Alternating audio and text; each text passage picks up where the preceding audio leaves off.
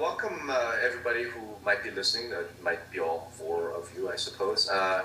This is, I believe, the very first podcast that I am doing, and I'm doing it with my good friend Matthew from Corcoran. You guys probably know him better as at Corcoran Group on Twitter. Matt, you there? Yeah, hi Rob. Hey, what's going on, dude? So this is like totally impromptu. This is totally like we're just hanging out in our houses, or you might be in your office, my home office, what have you. And the topic, I think what we wanted to discuss was all of this content conversation, right? Yeah. I mean, we have been going back and forth on Twitter. Great stuff, by the way. I mean, I think this is some of the best like online conversation I've had in really a long time. It actually reminds me of sort of, the beginning of blogging, right? Where people would actually do these types of blog posts in response to somebody else and link to it and, really get the conversation going. So I'm kind of pleased with this. This is what these platforms are for.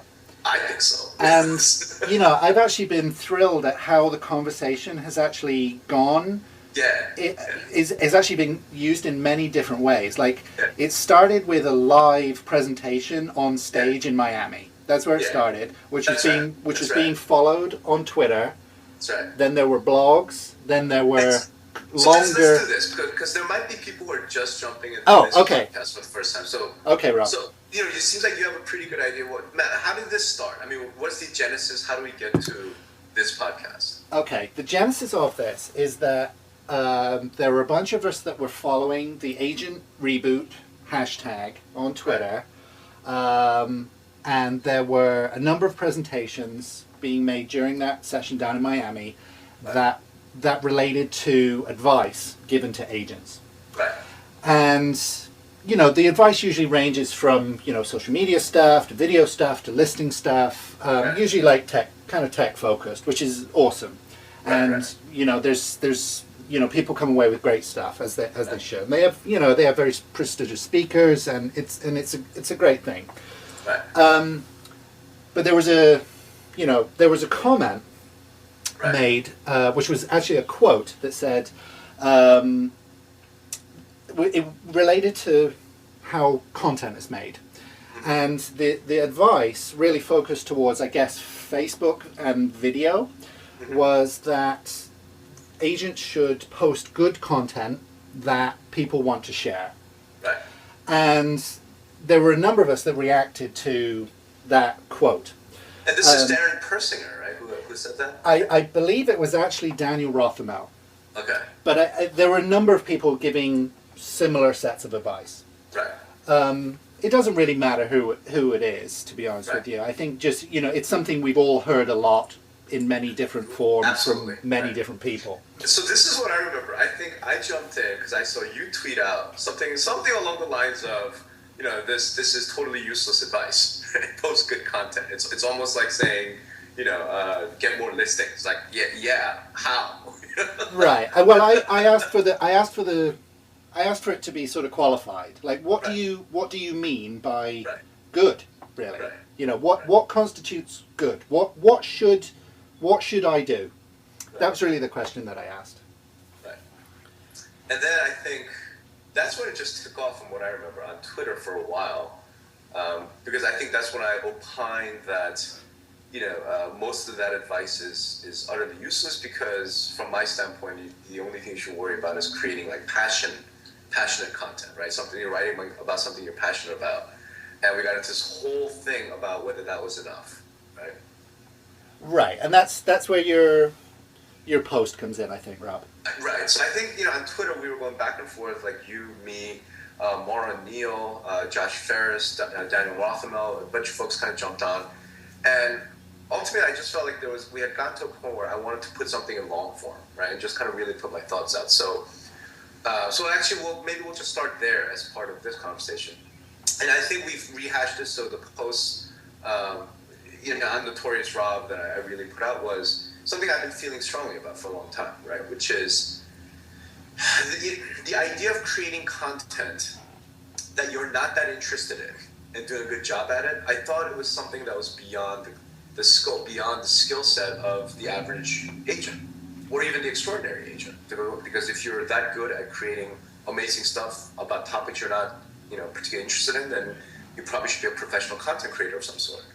Of course, I didn't put it in those terms. I think, what I said is first, right, to please yourself, right? As long as you're creating something that makes you happy, then that passion is going to go, come through the content, and the audience will find something engaging about it. And then I think your response to that was? It doesn't matter how passionate you are if you can't make things. Right. That's basically my response. Which, by the way, I totally agreed with, and I realized my first post was just kind of skipped over that, right? Yeah, absolutely. I mean, if you can't write, who cares how passionate you are? You can't write. Right, and obviously, we make light of it, but I think we're somewhere actually in the middle of those two views, that it actually has to be both. Right, and I think that's then evolved into some other things that hopefully we can get into, but the next set of comments and posts that I think were coming from the RA-Net, I think there were three, right? So there's one, and let's just take them in order. Daniel Rothmel and JB, right? JB140. Yeah. They actually both pretty much said the same thing, and I think that's kind of where we wanted to really start this. And their advice was, and I guess this I'll just read right from Daniel's post. Actually, I can't read it because he said it in a videotape on his post, but I remember it was something along the lines of, the only bad content is content you don't create, right? Right, and I actually thought his video response was fantastic. I mean, you talk about creating passionate content. Daniel made a really passionate response, which I thought was awesome, and his response is absolutely what you're advocating, and that's why it was really good. Right.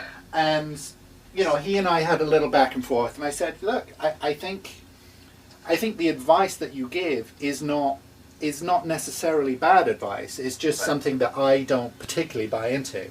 Okay, now tell me why. Okay, because I think that, excuse me, the idea of putting things out there in the spirit of learning and improving is good. Nobody's going to disagree with the idea that you have to learn in order to be better, right? That's fair enough. Right. However, at scale, something like that, right, there's a tremendous amount of bad content that remains bad for a long time. And okay, right? Because we're talking about the real estate industry here. We're talking about agents making things, right? Right. We're not talking about, me or Daniel or, professionals that create, photography and blog posts and video. We're not talking about people that do this for a living. Right. And the idea that, where I'm coming from here is that I think that the real estate industry has a big content quality problem, which is very apparent from doing any kind of search on one of the big portals. In particular, copywriting and photography. And I disagree with the approach that the agent has to do everything. Right. I think that we're in this climate of apps. There's an app for everything. Right. And the agent, in the spirit of being kind of tech savvy, which is not anything anybody is, it's not a bad thing to be tech savvy. It's actually a very healthy thing. But there's an expectation being placed at the feet of agents that in addition to selling homes, as part of that process, they now have to be programmers, writers, photographers, videographers, editors, and who knows what else, creative-wise. I actually think it's a little bit more insidious than that, Matthew, because this is something that I think I was trying to make a point of in my sort of response to your reply to my post, right? Which is, it's not precisely that there's an expectation to the agent that they have to be a photographer, videographer, and director and a copywriter, right? I actually think the expectation that's being placed on them is you don't have to be a photographer, videographer, or any of those things. You should still create content anyway. Does that make sense? in other words, there isn't this notion that, look, if you're going to write a blog post, then it had better be, really well written, right? With a clear idea and a theme and a line of argument. It's not that. It's that it doesn't actually matter whether it's any good. It just create it and put it out there. Right, which I sort of vehemently disagree with. Right, so I think that's where you and I are totally on the same page, and that then translates into photo and video and all these other things. And I think one of the things that I was really trying to bring out was, if you are not passionate about this, right? If you are doing this for the purpose of marketing copy, and this was my discussion with Josh Ferris specifically, because I don't disagree that you have to have something on a website. Let's just use web, right? If you have an agent website, you have to have something on that website that proves to the website visitor that you are a realtor who knows what she is doing, right? Absolutely, and that can be just purely from the visual quality of your listings. It can be your listings. It can be a whole lot of things. Right. But using one example, the way I looked at it was, the expectation, I think, from the sort of the content gurus is, you should write stuff that demonstrates that you are an expert realtor. Right, and I think, the one that I've been hearing over the past couple of weeks is in relation to YouTube. Okay, YouTube releases these numbers that says, 48 hours worth of video is uploaded every minute. So this is why you should get into video. Right? That's the advice. Right. And my response to that is that what that actually means is that there's just more video. There's just more video being made. And what it says is that there's more noise to compete with. Correct. If we think of YouTube as search, for example, right, there's more and more noise. Correct. So my advice from something like that is it better be good, because if you are just, in your words, making stuff, right, it's in there with everything. It's in there with the cat videos, and it's in there with who knows what else. Yeah, except the cat videos are probably more interesting. Well, everybody loves cat videos, right? In all honesty, cat videos are probably more interesting than some agent droning on. Absolutely. But what I disagree with is these big numbers being some kind of leverage for why you should do it. But this is the part that drives me a little bit crazy, right? Because I agree. But let's actually take it back a step. And instead of it being the internet and YouTube, and say, there are 80 million people watching television every night, right? No one then says, therefore, you should make a TV show. Right. Right, or you should make a TV ad. Nobody says that. They say you should hire an advertising agency for a bunch of professionals who do this for a living and make an ad, right? Yeah. Like, there's a realtor in the world, I think, who would say, I want to do some advertising on cable TV, so I'm going to take a flip cam and videotape myself and think that is acceptable, right, for a 30-second ad. And yet, why is it that simply because YouTube has a lot of people watching it, all of a sudden that's what they're being told to do? That's the part I don't quite get. Well, I think it has to do with the barrier to entry. The barrier to entry for making something for broadcast is higher than the barrier for YouTube.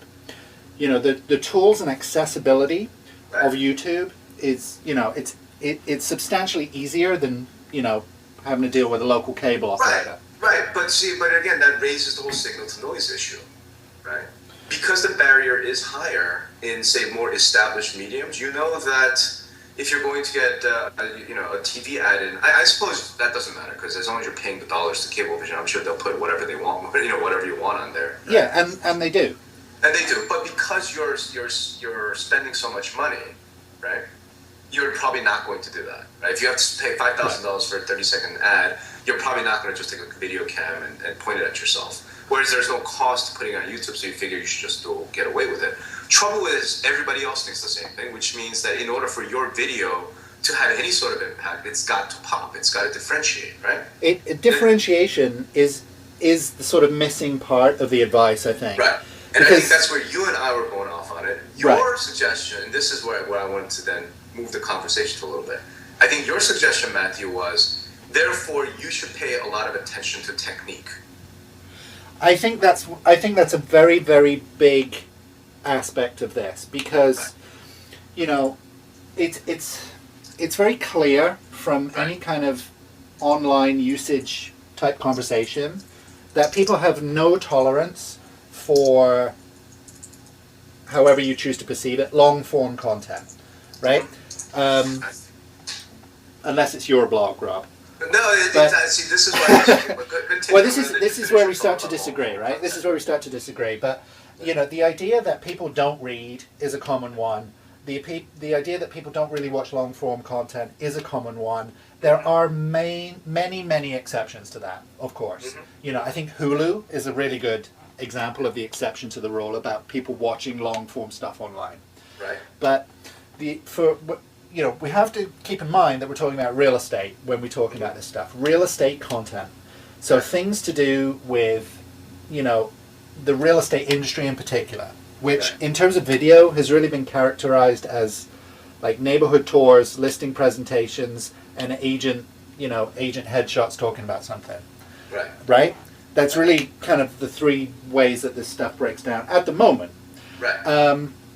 So the idea that people don't watch this stuff is common, I think. Right. Because we're already sort of hindered by the type of content that we have. Right. In comparison to other, perhaps more compelling type of things that you would watch online. Right. So, this idea of technique as a way of standing out and sort of providing that kind of stopping power, if you like, to actually stop and watch something, becomes a lot more important, especially in search. And this is where we kind of got off on this sort of tangent with this stuff, is that the idea of search being more, it actually has to inform your content strategy, because that's how people find you. The idea of making stuff, however passionate and however well made, there's a massive step before that, which is how people even get to it. People say, videos on listings, they get 10,000 times more views, or people spend longer watching, videos on listings, so that's why you should do videos with your listings. But the person has to get to the listing in the first place. And, the idea of not even being able to see the video until you arrive at your destination is no reason to use it as a sort of starting point. Does that make sense? It makes sense, but I think you're missing something here, right? In other words, that would be the case no matter what, right? If a piece of content, great or poor, can't be found, then it can't be found, and no one cares, right? Right, it's invisible. It's invisible regardless of its quality. Correct. So I actually feel like that's taking us to a totally different place from a analysis standpoint. So I'm going to take it back one, and this is where I think you and I were talking about it. Stopping power. Right? Let's talk about stopping power. Let's talk about differentiation. Whatever it is about this piece of content that makes it pop and makes somebody want to stop and give any attention to it. Right? The issue there is, I think I'm agreeing to some extent. I think where I'm agreeing is you're going to get that stopping power through one of two ways. Right? One is going to be through flawless technique. I think that's the way I would put it. Kind of my example of Avatar, or I don't know, some singer, who just has an amazing voice. I used Stanley Kubrick in my response to you. Okay, Stanley Kubrick. Absolutely flawless technique. Okay, so just flawless technique, right? So just this, you want to stop and just go, wow, that's amazing, right? And I use the example of that insurance ad from that Thai agency, right?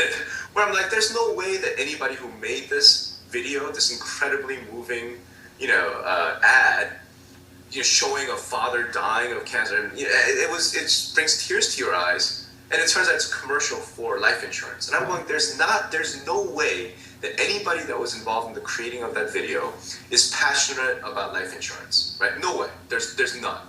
But man, their technique, the way they went about doing that was so amazing that it made me stop and watch and get emotionally involved, right? It's a fantastic ad. is fantastic at. So the way I look at it is, if that's on one extreme of technique, where simply through the ability to tell a story, simply through the ability to kind of rope people in, your artistic ability, your all of that, you can really stop. You have stopping power. Trouble is, and this is where I think I was going with all of my thing.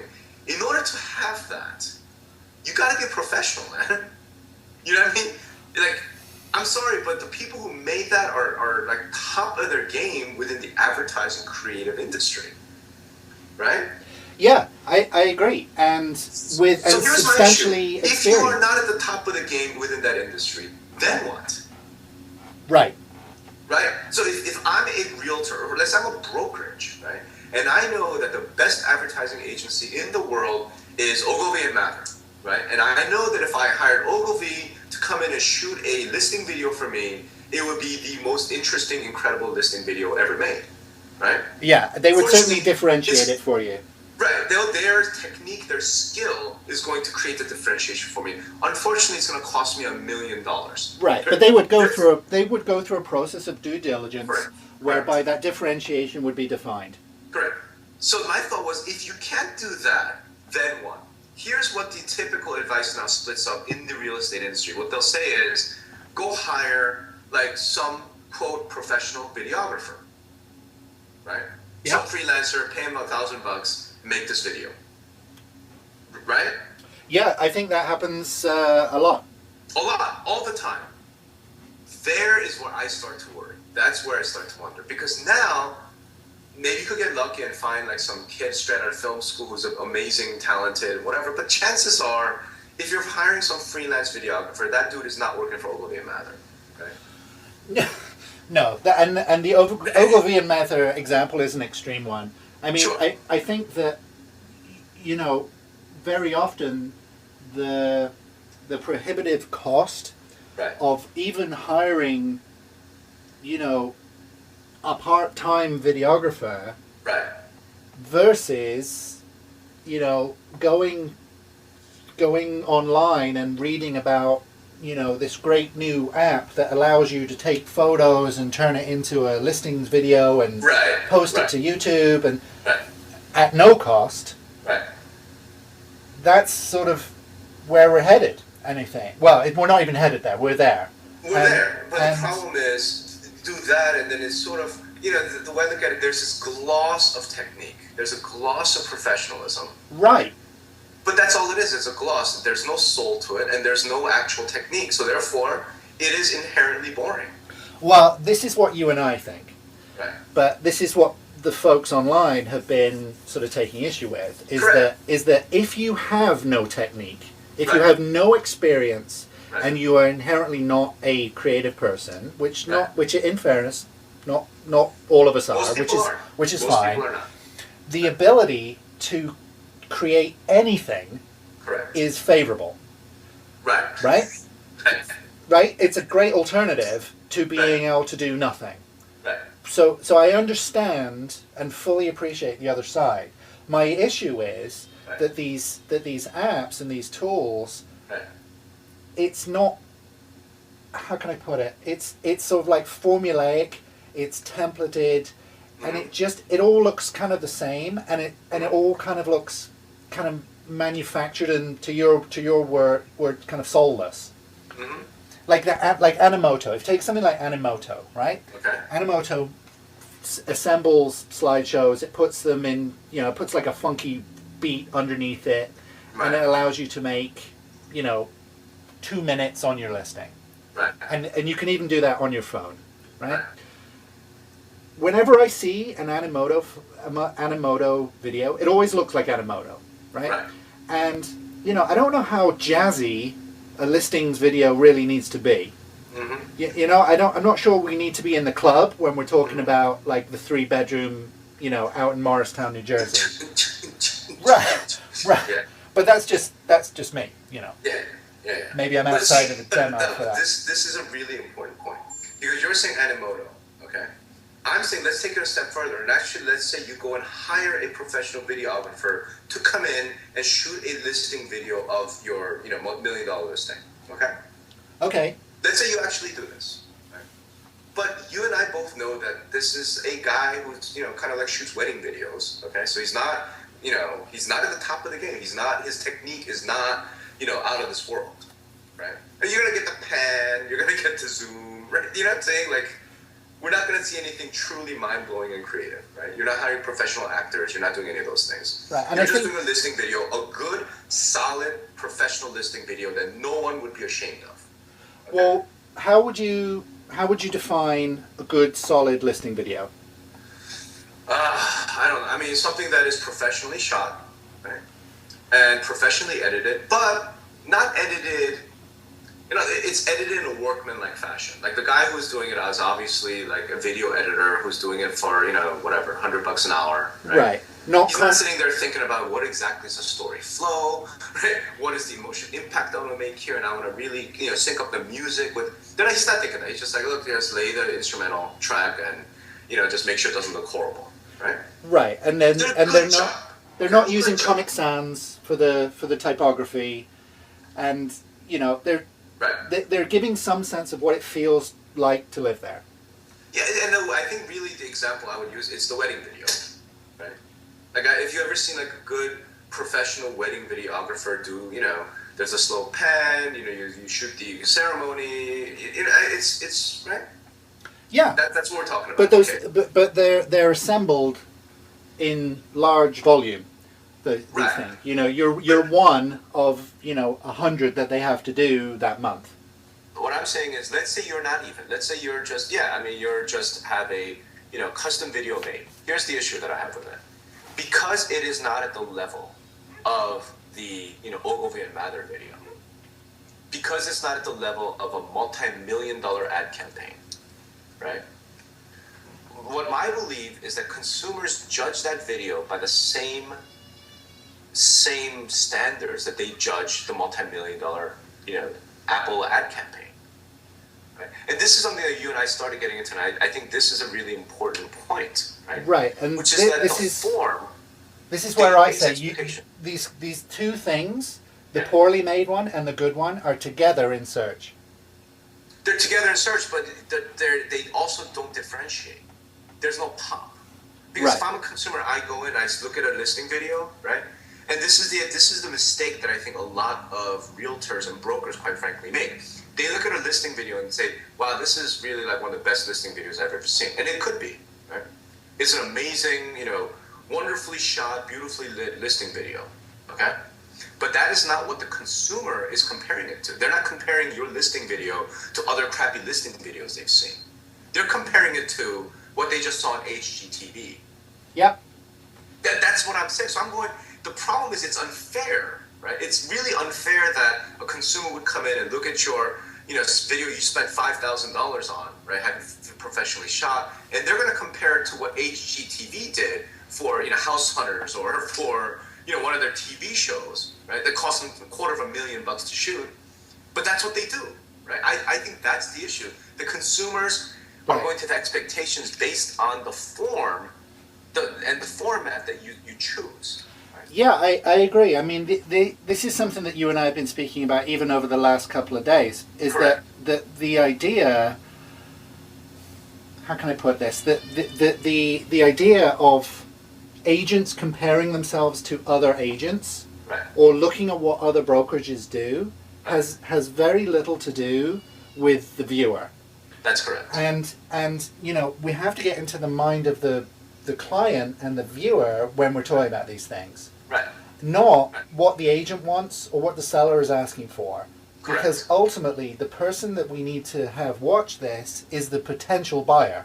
Correct. So, whether it pleases the agent or not, or whether the agent should just start making stuff or not, is actually kind of irrelevant, because what you need to do is make sure that the right stuff is appearing in front of the potential audience. Right. And that is the really tricky bit. It's like, how do you make stuff that is differentiated and compelling enough to compete in search with the Ogilvy and Mathers and the Apples and the rest of it? But even before search, if somebody just lands on it, right? Forget competing in search. Let's just say somebody actually lands on a piece of content. What's going to keep them there? What's going to keep them there? Something unique. Right. Something so here's different. A thought, okay? Something Just helpful. Yeah. Something. This is what I've been saying, therefore, right? Don't do anything that you're not passionate about. The reason why I say that is because I feel that if people are creating content that pleases them, that they're passionate about, in some way, respect, right? It'll come through. Now, it's going to be real hard, I think, right, for a real estate agent to be passionate about a listing, right? I mean, yeah, take a listing, take a listing, right? Well, I'm not sure I fully agree with something like that. I mean, I think they should be. I think it would be really hard, right? Especially if you're productive and you're selling a lot of homes. It's like you do that, you probably go on 2 listing appointments a week. I don't know how passionate someone could be about a listing. I would not expect an agent, I would not demand an agent to be passionate about the listing, but I'll tell you who is passionate about that listing. The seller. The homeowner. Yeah, absolutely. Well, the seller. I don't have the money, so here's my thing. I can't compete with HGTV, right? So what my advice from a content creation standpoint goes like this. Do you have the type of budget where you can compete with HGTV?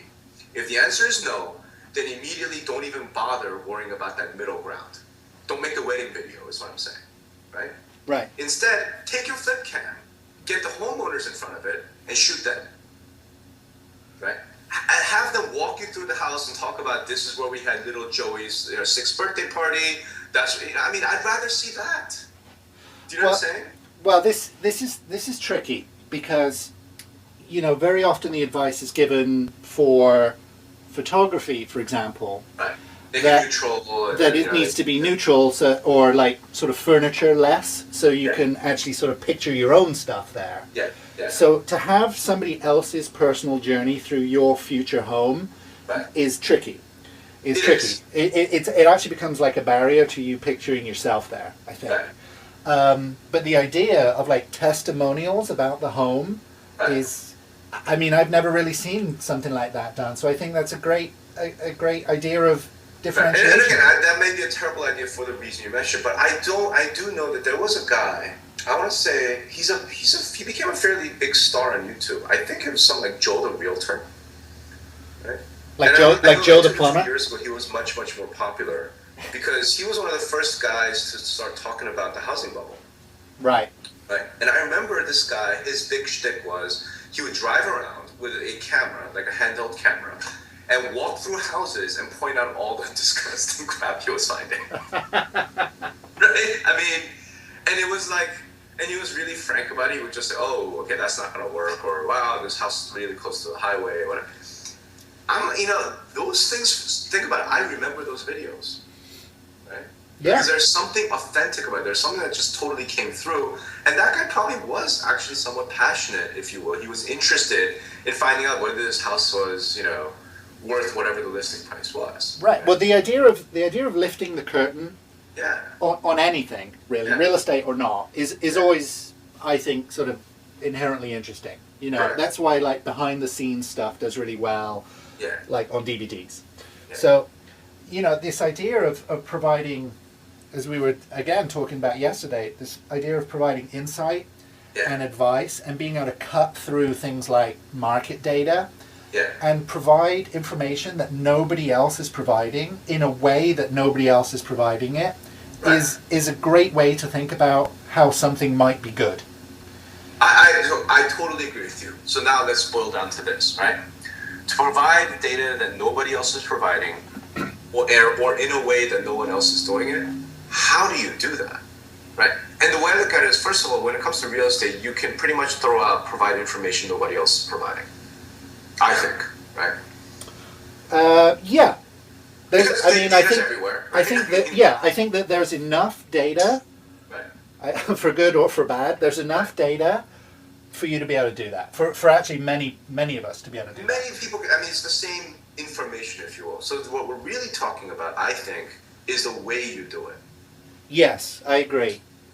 I agree. The way you do it. So then that's where I think it devolves. And I think from an advice standpoint, so let's tie it all back. And because you asked me, so what would you advise an agent, right? What would you advise a broker? What would you advise a realtor? If on content creation, and I think what I said was, look, if you don't have the budget, if you don't have the expertise, you don't have the professional level technique to pull it off and differentiate yourself on that basis, then just scrap it all and just do something that you're interested in. Right? Because at least that way, there's a chance that something about your own passion about that subject or about the house or about the neighborhood or whatever can come through. And you don't have to then worry about advanced technique. Now, I do agree, you have to worry about basic technique. Like, if you can't spell, don't write a blog post, right? Right, but that's contrary to go back to where we started with this. Yeah. That's contrary to the advice of the only bad content is that which is never created. Right. Right? And so I think we're both saying that, look, as much as we love Daniel, as much as we love, some of these guys. Of course, yeah. They're just dead wrong. I mean, I think there's how, we'll say it, you'll say it much nicer than I am, but that's just wrong. Because... Well, I think, the bad you can, in fact, create bad content. I believe you can, and unfortunately, I also believe that the real estate industry, especially online, right, has too much of it. No doubt about it. But I think it's the fault of the agents being told, either by the broker at sales meetings or on blog posts or at one of these conferences, that if they're not creating content, then they're dead. Yeah, I agree. I completely agree that, because there's this, hip new app, right, that creates, panoramic photos, right, then you should put panoramic photos on your listings. Right. And I mean, I've heard you be very vocal about this idea that, having an iPad does not mean you're innovative. That's correct. And it's the same idea. It's the same idea. Just having an iPad, that doesn't mean anything. Right. It just means that you have an iPad. Right. That's all that it means. It doesn't mean that you're going to sell more things. It doesn't mean that you're going to work any better or any smarter. It just means that you own an iPad. Correct. And that is not a business strategy. Sorry. I get very passionate about this. Yeah, I know. It's something you realize that we're bursting the bubbles of a whole lot of folks. Well, and I'm actually sure that Jeremy and and Darren and Daniel will probably find ways to disagree with us and differentiate. Well, sure, and they should. Point, right? Which is, and I see where they're coming from, because what their concern, what their fear is that agents hold themselves back too much. Right. We're not saying don't do anything. We're not saying that. No. But at the same time, I think we're in agreement. If you're gonna do it, then do it well. Right. Or don't do it at all. I mean, right. What's the point? Or put yourself in a position where you can do it well, either right, by hiring or assembling the right kind of stuff around you, whether that's differentiated content or right, something that's like truly unique, or hiring the right folks, or going on training, or like somehow enabling yourself to be able to do it, which is significantly more than downloading an app. But see, I want to actually press you on this, Matt, because this is something that we hear a lot, right? Which is then get training and learn how to do it. Okay?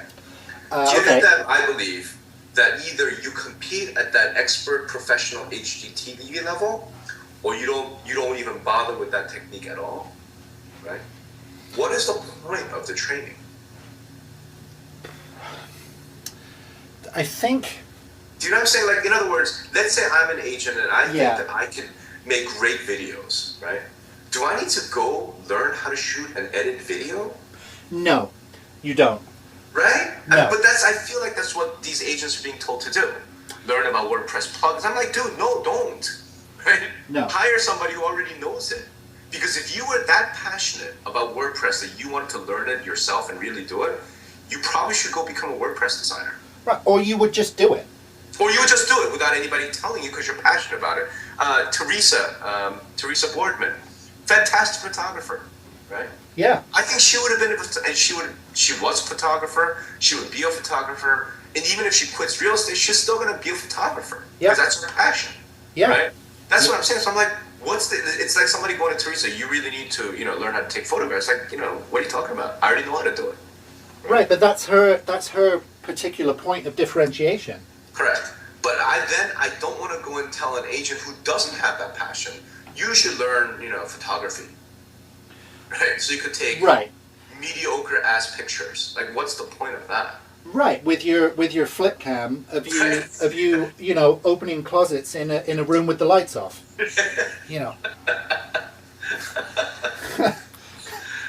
Right? So how do we get this word out, right? And so if that's the case, Matt, so let's say I'm an agent, okay?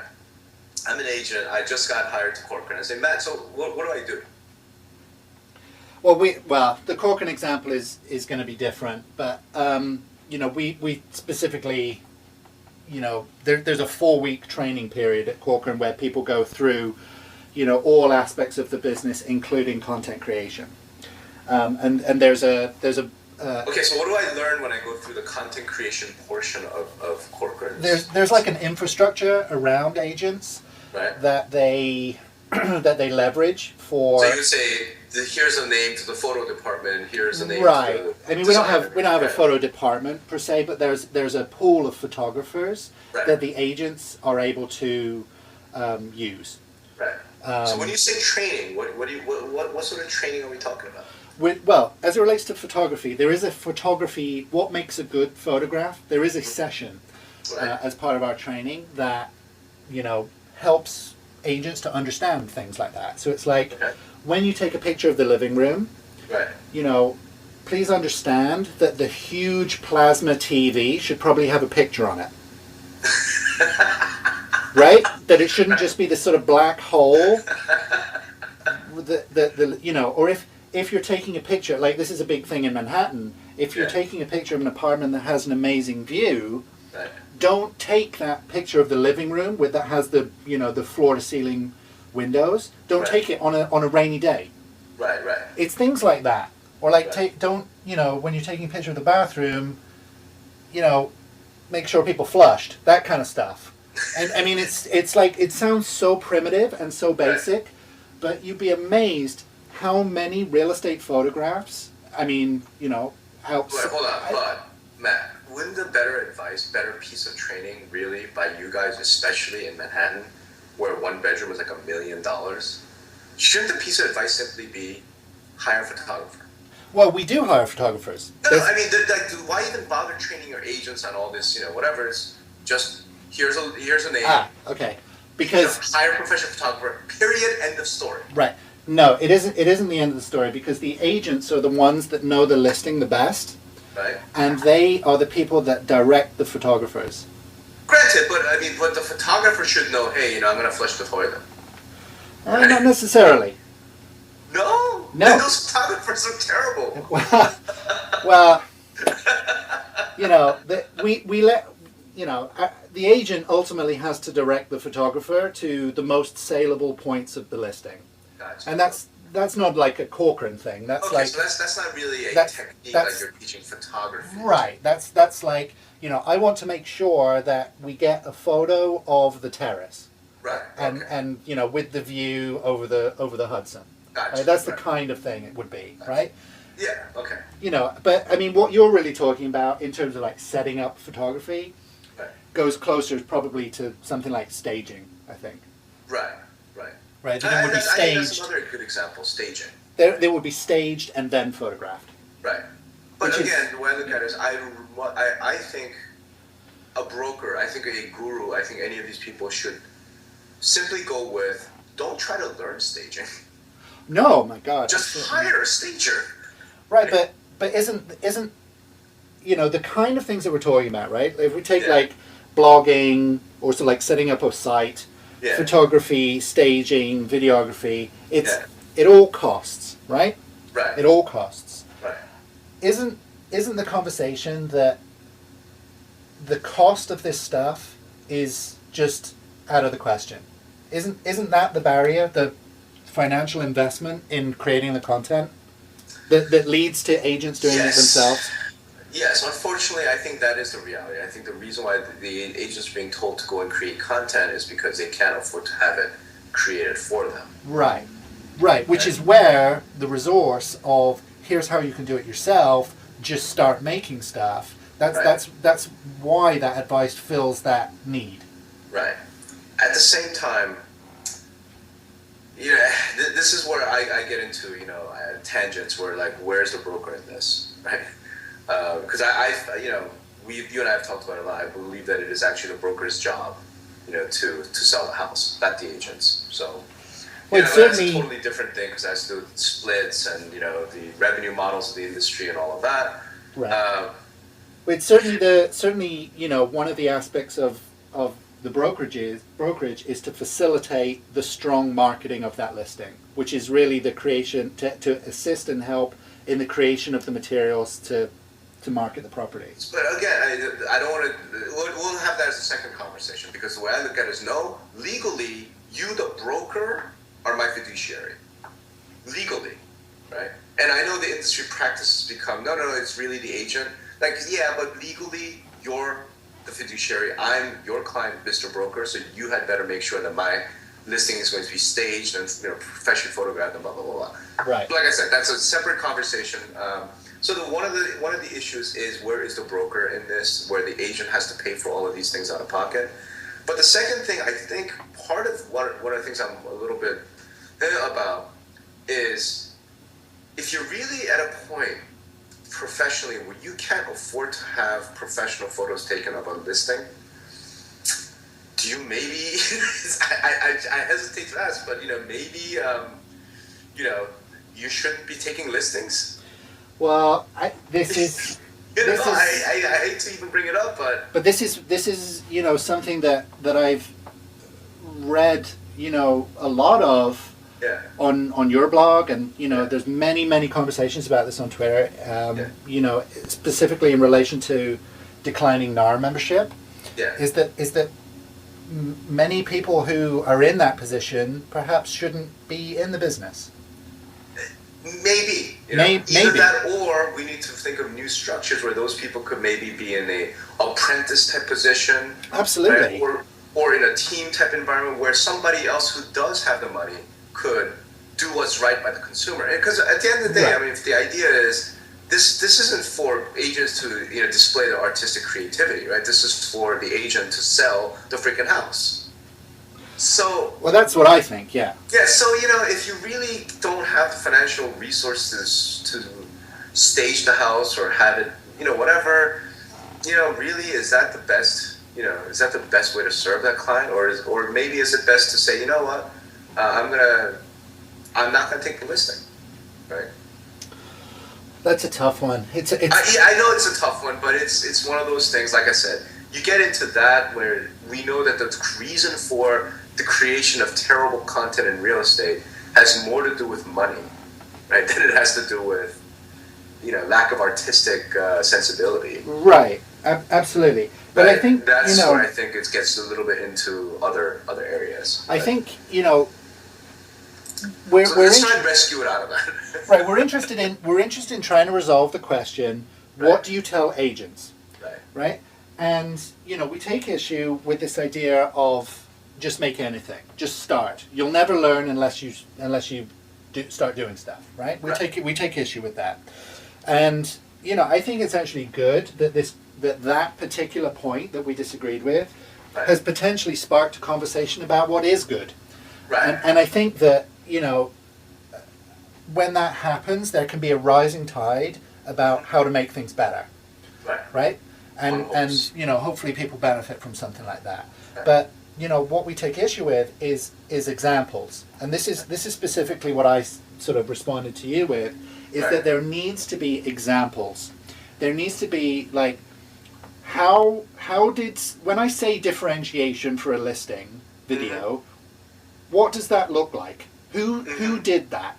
Right. And my particular kind of disappointment is that there really aren't those examples. But I think that there needs to be. I think that there needs to be, and I characterized it as like, who's the HBO of real estate video, or who's like the Seth Godin of, like, marketing blogging in real estate, or something. I can tell you that would definitely be Mark Davis. Right, absolutely. So Mark he writes like Seth, with those. He does write like Seth. You're right. Yeah. That's Mark. Absolutely, but like But then Mark is like a great example of that one particular kind of vertical, if you like, right? But if you take like there must be like 20 different verticals associated just with listings, right? By the time you take in like photography, copywriting, videography, syndication, the whole thing, where are the examples of that at its peak? Right. And this is what I think that we need to work towards in those sessions that we give agents advice on. Not just start doing good stuff. Right. Not start doing good stuff, but here is the good stuff, and here's how it was made, and more like testimonials, Right. Case studies, testimonies. Case studies. You're exactly right. Yeah, it's like show me how this thing got made, and why this person did it the way they did, and what happened to it, and how it proved to be successful. Like, show me the kind of payoff of that. Right. Yeah, it's really interesting. We don't have that, huh? We don't have that, and there are many other verticals that do have that. Yeah, right? Design books. Yeah, absolutely. Right. You open a design book, there's very, very rarely a real estate client in there. Right. Very rarely. Right. It's like autos and, food and sports and, pretty much everything else except real estate. But I mean, I'm even thinking like Architectural Digest or any of these things, where there's not a whole lot of advice about, here's how you do architecture, because you just assume maybe you know how to do that. It's just samples. It's just examples of here's what this architect did in Barcelona. Right. I mean, new construction. To your point, new construction. I mean, that may be the exception to what I'm talking about here, because certainly in Manhattan, the new development, the branding of buildings is exceptional. It's they always have the best stuff to work with. Yeah. And you get these like sort of celebrity architects come in, and these buildings get branded, and they have these amazing amenities, and I mean, the stuff is absolutely spectacular. Yeah, and as a result, gorgeous websites, gorgeous individual property websites. Correct. That I mean, it's just mind blowing. And you talk about like creating aspirational content. Just look at any of the new development websites in Manhattan. I mean, they're all incredible. Give me an example. In fact, or when we post this thing up, man, you gotta get in. Oh, sure. Links up. I would definitely say something like 56 Leonard down in Tribeca. I mean, mind blowing. Absolutely mind blowing. I mean, there's definitely, many examples that we could give of something like this. Right. Yeah. All right, man. Okay. Well, hopefully this will spark some comments. We'll see everybody in the comments. Yeah, this was really fun. I mean, we should do this more often. Well, get some other people into these podcasts. We plan to do this in the run up to Real Estate Connect in San Francisco, right? I think that will be fun. I'm sure there'll be some other topics. We got to get like Gaylord in on this action, right? We got to get Chris Smith in on this action. Oh, Chris would be very good. Gen Y. Chris would be very good on the topic of agent advice. Honestly, like after today, when I was at the MLS Cloud Conference, and everyone was, just praising the hell out of you guys and what you do with Foursquare and all this stuff, I would actually like to talk about that, because I think that's another potentially really bad piece of advice. Well, and I mean, people are ignoring some really specific, unique things about Corcoran. Oh, absolutely. And just kind of saying, you need to be at Foursquare. Like, no, you don't. It's something that I really, really kind of wrestle with is when I hear people saying, Corcoran is doing this and seeing great results, you should do it too. Right. And, it's... On the one hand, it's incredibly flattering for us to hear that said about the work that we do. But as it relates to something like Foursquare, it's such a completely unique to New York kind of thing, and unique to us. I mean, we market ourselves in a very specific, hopefully differentiated way. I'm going to stop you there, because I think that will be our next conversation. Okay, Rob. But this was really fun. Yeah, definitely. Hey, anybody that was listening in, thank you very much, and feel free to let us know what you think. Okay, bye everyone. Bye.